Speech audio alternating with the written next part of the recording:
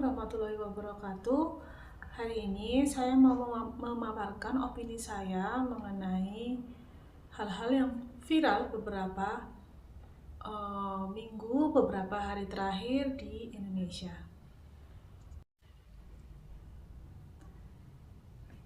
Silih berganti pemberitaan mengenai perselingkuhan yang terjadi di antara para selebritis.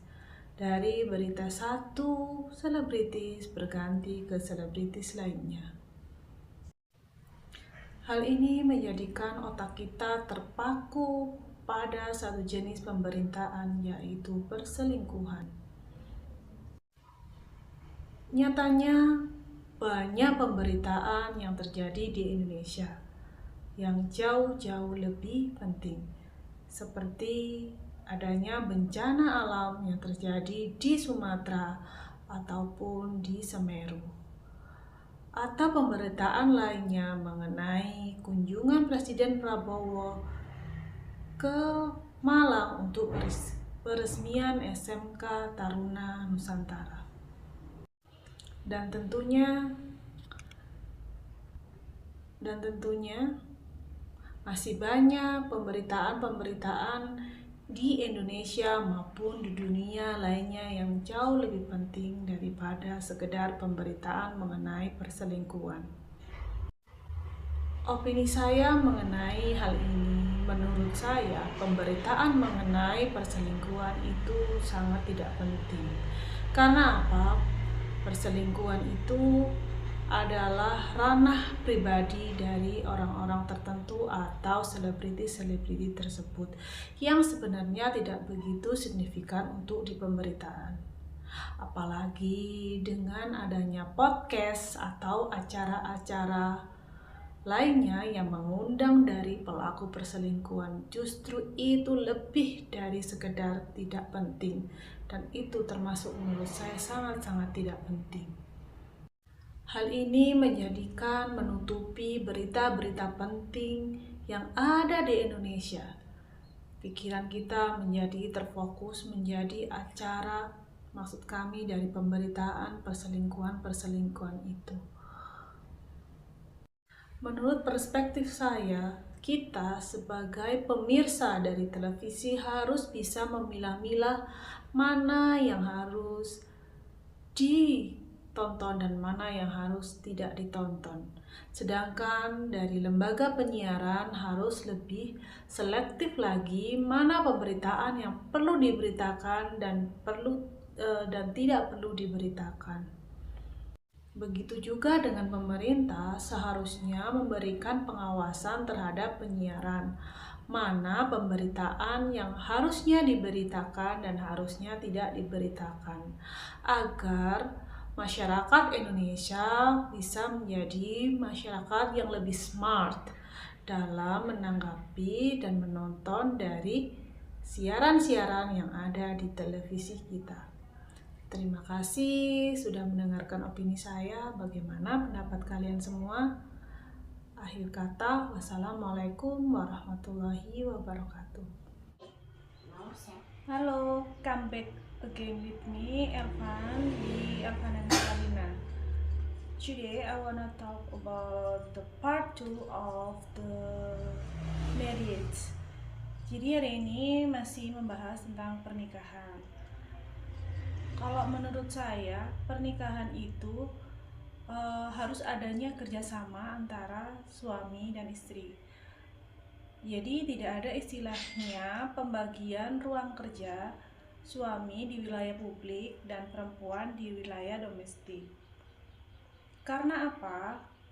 Perempuan juga butuh untuk eksistensi dirinya.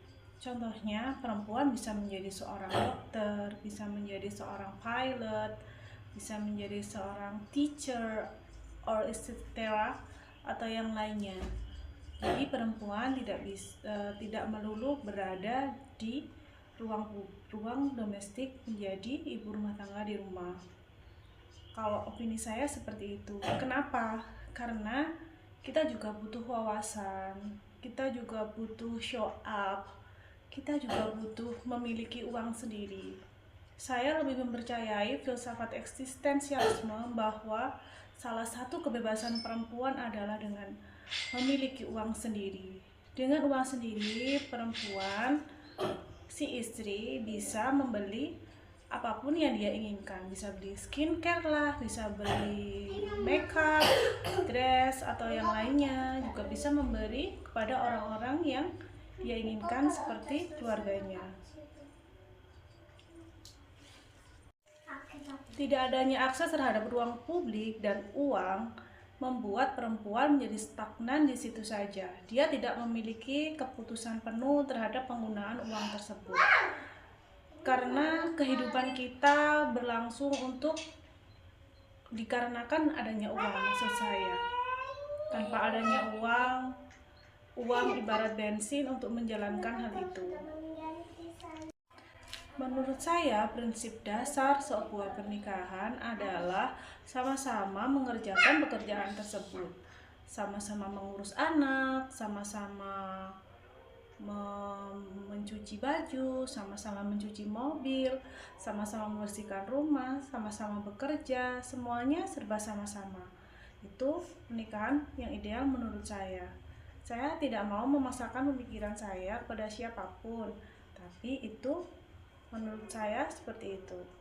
Jadi intinya pernikahan adalah kerjasama. Menurut Dr. Aisyah Dahlan, masing-masing orang have love language, punya bahasa cinta masing-masing.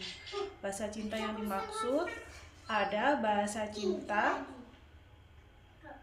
act of service, kemudian pujian, kemudian gift, memberi hadiah, pujian atau kata-kata yang bagus, dan yang terakhir sentuhan. Masing-masing pasangan mempunyai act of language-nya masing-masing. Jadi menurut saya sebelum menikah bagusnya itu dibicarakan dulu, diketahui dulu language, love language-nya itu apa gitu. Kalau misalkan dia tidak tahu love language-nya apa, itu bisa dilihat dari kesehariannya seperti apa.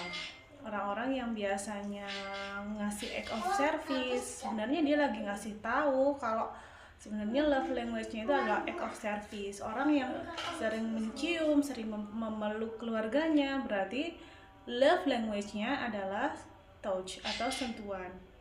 Jadi sebelum menikah itu dibicarakan dulu sebenarnya love language-nya itu apa. Kemungkinan bagi perempuan-perempuan pekerja atau wanita karir tidak bisa memberikan act of service kepada suaminya, sebab act of service itu biasanya membutuhkan banyak waktu, sedangkan act of services oleh seseorang itu tidak dapat diberikan oleh orang-orang atau wanita yang merupakan wanita karir karena keterbatasan waktunya itu lagi. Jadi pilihlah pasangan yang memiliki act of services yang cocok dengan kamu, karena hal itu akan sangat berpengaruh dalam menjalani kehidupan berumah tangga nantinya.